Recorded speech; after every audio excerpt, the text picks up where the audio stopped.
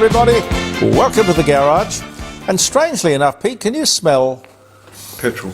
Petrol? Yes, I can. I mean, it's not unusual in a garage to smell sort of petrol fumes, but I'm not used to this. I'll have to, when we conclude our court of public opinion and go into recess, I will have to have a little look under some of the cars and see if I ain't sprung a leak somewhere. I hope I haven't. Not a good idea, because I've got battery chargers and things like that on the ground, and you don't know. Anyway, it's not going to blow up now, is it, Pete? Oh, I hope not. I hope not. God, no. We've got a hot day. We're recording Monday and Tuesday's program on Sunday, where I think we've got about a 36-degree day. That was what they said. Yeah, well, I don't mind it, really. I do. You do? Yeah. We haven't had very many hot days, Pete. No, we've been lucky this year, for sure. Anyway, Peter Clayton's behind the camera, rejoicing and very happy about the success of his song, The Sweetest Ride. It's going well, isn't it? I'm getting a very, very good response from America, yes. We'll have to get it in the Friday show, because that's not vision, but that's sound. Anyway, you'll hear more of it, I'm sure. Just needs to be in the top 10. I don't know if we in Australia have a top 10 anymore.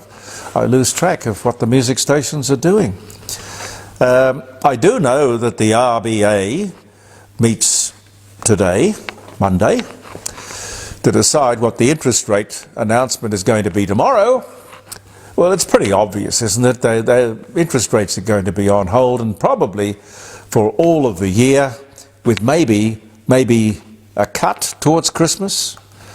I mean, I've heard some people say 2 or 3 cuts. I don't believe that, because you'll just undo the work that has been done by the Reserve Bank.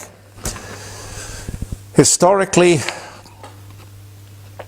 where we're at the moment, which is 4.35% interest rates, that's pretty low. It really is pretty low. Not as low as 0.1%, of course, but that was an emergency. Did anyone imagine they were going to stay there? Would you run out and borrow money on the basis that 0.1% was the interest rates for the future? Anyway, mostly the average, if you look at it over time, the interest rates in Australia are between 5 and 7%. Anything under that, that's party time. So I'd put 4.35? I'd put that at party time. Cancer Day on Sunday, yesterday.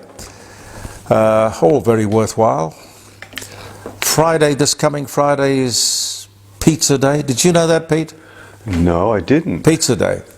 Pizza Day. Who works out these days, I wonder, allocates them? And with what authority? And to what benefit?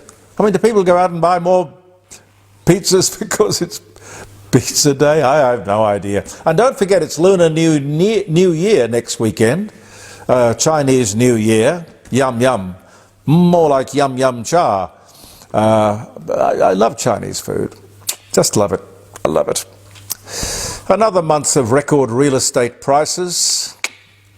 And share prices too, interestingly enough. Tech stocks. Amazing.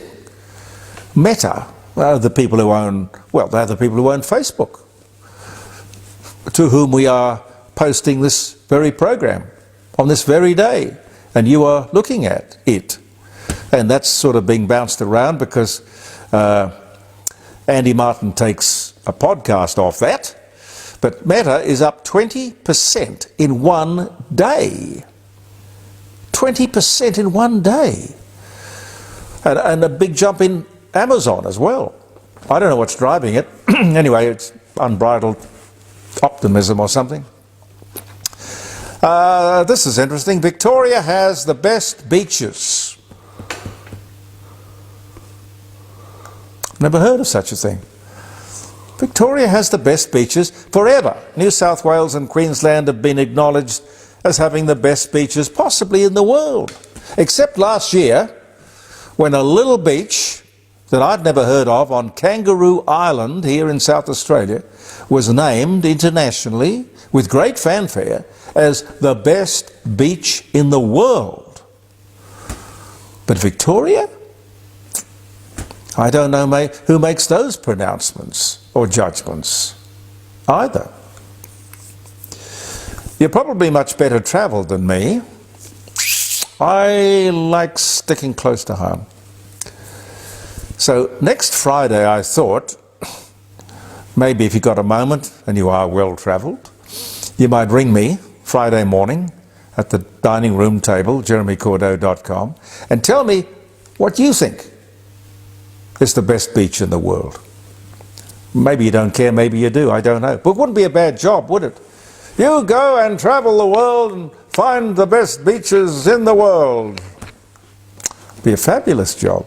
jeremycordeaux.com, Friday morning. I'll give you the phone number. It's I learnt it, 0491 65 68 60. It's a good number. 0491 65 68 60. Call us on Friday morning. Well, Victoria might have the best beach, or the best beaches, but we have the best pub in the world. I've seen this before. It's not the first time that the Watervale Hotel, Southern Vales, Coromandel Valley, I think. Have you been there, Pete? Not to that hotel, no. Well, I think we all should go. I mean, how the hell would you judge? It'd be a hell of a pub crawl, wouldn't it? How would you judge the best hotel in the world? I'd like that job. Watervale, the Watervale Hotel. Keep it in mind. I'll tell you who we'll have on the show on Friday. Professor Joel Pearson. Now, he has written a book. I really want to talk to him. The book is called Gut Feeling. How to make decisions using your intuition. Now, too many of us, when we're confronted with a decision to make, probably overthink it, spend too much time analysing. Gut feeling. I don't know. Pete, do you rely on gut feeling? Yeah, a little bit too much, I think. Well, I'm afraid I do too. I mean, things either feel right or they feel wrong. Anyway, he's written a whole book on it. I'm not sure what time. I've got to line that up, but join me next Friday from 9 o'clock, 3 hours, live streaming. Now, you might remember Jim Elder came on the show a few weeks back. I didn't know, but there was such a good response from his point of view. He was talking about how he was looking for, how he looked for and how he found paintings for his famous auctions. There are 3 every year. Anyway, out of the blue, he rings me up and says, last week, I think it was Thursday, he said, "Can I advertise on the show?" And I said, "Well, yes, of course you can. Of course you can." So let me tell you that Jim Elder, Fine Art Gallery, is a sponsor. He's calling for entries in their forthcoming March and April auctions, Australian and international paintings. Jim will organise for you a no-obligation, free appraisal of what you may think is a huge, and who knows, it probably is. Anyway, find out. An obligation-free appraisal of a painting that you may have on your wall or in your wherever. Now, he's looking for noted Australian and international artists. You see, I wouldn't know if I had a painting on the wall, or worse still, in the attic or the cellar. I wish I had an attic, actually. It'd be good fun to have an attic. Anyway, that painting could be worth thousands, or having found out that it's worth a lot of money, you might just move it into a place of pride. Or, of course, you could sell it. No harm in finding out. Jim and Helen Elder, E-L-D-E-R. Their beautiful art gallery is at 106 Melbourne Street, North Adelaide. They're open from 10 till 5, Monday to Friday. And all you need to do is to call. I'll give you the 2 numbers, This is the number for the gallery. This is 8267 2868. 8267 2868. Or you can call Jim. I'll even give you his mobile phone number, his private phone number. It's 0417 8111 84. 0417 8111 84. And just to whet your appetite, I'll tell you that in the December auction, he told me that somebody's Hans Heissen brought $28,488. And it hadn't been seen for years. But there you go. Somebody said, I'll get Jim to have a look at it and tell me what it's worth. Think about it. Jim Elder. And we'll be talking about Jim in various programs as we move forward. Animal support, I know Pete feels strongly about this as I do. Animals aboard that live sheep export ship ordered back from the Middle East because of terrorist attacks on shipping still hangs in the balance. Nobody quite knows what's going to happen. They've taken some of the animals off. This is unbelievable. And it's unacceptable. It's a disgrace. No, you're right. What are we doing? A civilized society like ours subjecting animals to this sort of thing? Why? And they're talking about just taking those that they haven't taken off the ship, sending them back to the Middle East. To be killed at the end of it. To be horribly killed. Horribly killed at the end of it. Yeah. The government's recall of Parliament. Let's talk about that. The government's recall of Parliament early, you know about this, I mentioned it to you last week, at a cost of $500,000 to discuss the cost of living crisis. What hypocrites. Hypocrites. Every 6 months, the government puts up the excise on booze, cigarettes, and it all happens today. Petrol and diesel go up again. That's going to put 2 or 3 or 4 cents on every litre that you buy at the service station. Other governments have cut excise. Other governments have suspended excise. So, Albo, I tell you what, if you want to help with the cost of living, skip the price hikes that you applied today. They're applied every 6 months. He doesn't have to do it. They're flush with money, our money.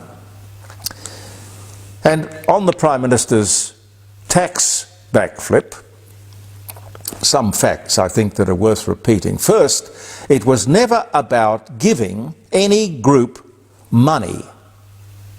Never. Tax cuts are about not taking money. A subtle difference. Also, we're talking about stage 3. Now, being fairer to lower income earners. Well, that's the spin. The truth is, they got their tax relief with stages 1 and stage 2. Stage 1, stage 2 tax relief. Also, no one will see any benefit from any of this for about a year, despite the fancy footwork, the ducking and the weaving. The man remains a liar.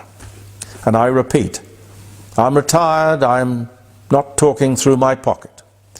The honest thing that this man could do would be to take these tax improvements, or I found a better way, to the people at the next election. That, sir, would be honourable. The Dunkley by-election will be the first test of how the community regards Labor and the Prime Minister in particular. Labor holds the seat by about 6%. It's unlikely that they'll lose it. But they'll get the message if they lose some political skin, which I predict they will.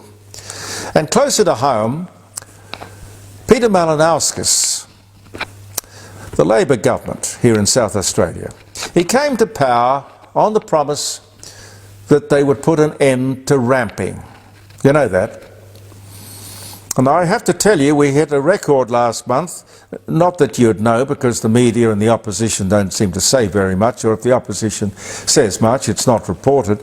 But last month, the man responsible for closing the repat, yes, Peter Malinauskas, he was the health minister in the government that did great damage to our health system. Same man, we hit a record 2,960 hours of ramping. Where is the ambulance union? You remember when they turned every single ambulance in South Australia into a billboard to elect the Labor Party and damn the Liberal Party? You remember that? Where is the union now, when the thing is demonstrably much worse?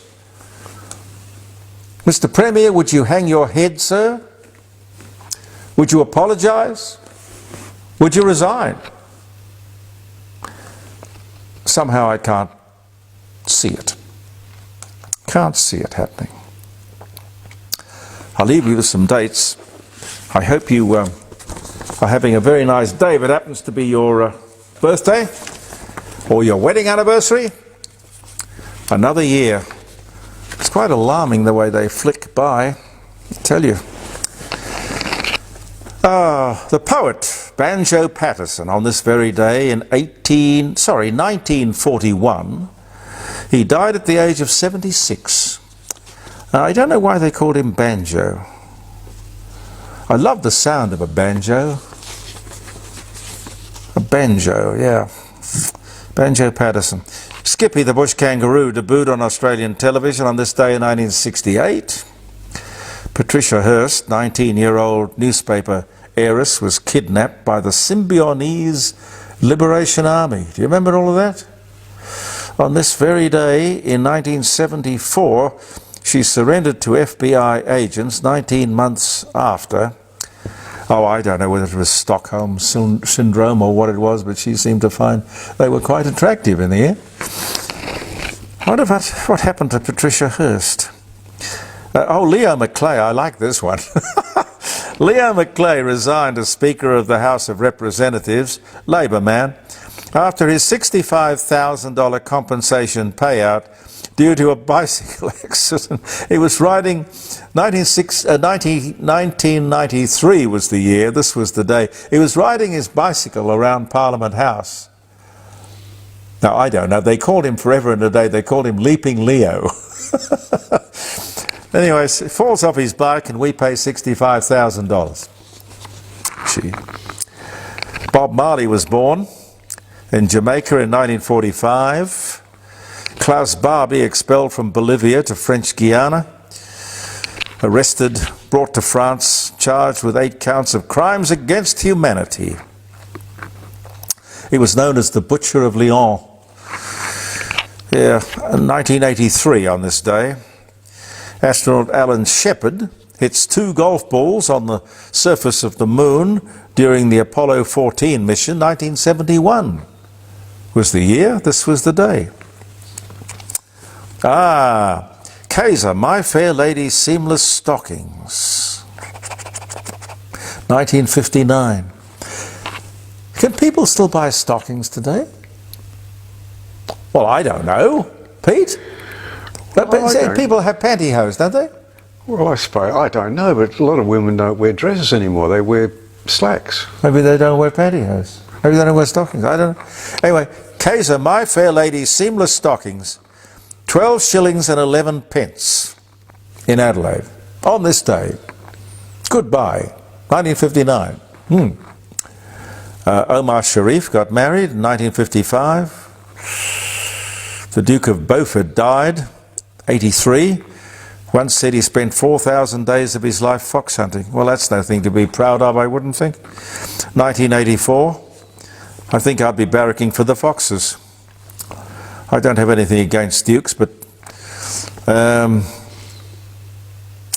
what else? Red Buttons was born in New York City, 1919. Lee Marvin got married in 1952. Richie Benaud made his last cricket appearance In 1964, eat a coleslaw dressing. On this day in 1973, here in Adelaide, the 12-ounce jar was 37 cents. I've no idea why I have a note of that. Just in case you're interested. Thank you very much for viewing the Court of Public Opinion, ladies and gentlemen. I'm Jeremy Cordeaux. Peter Clayton and I will be back tomorrow in the garage. Believe in yourself, and goodbye for now.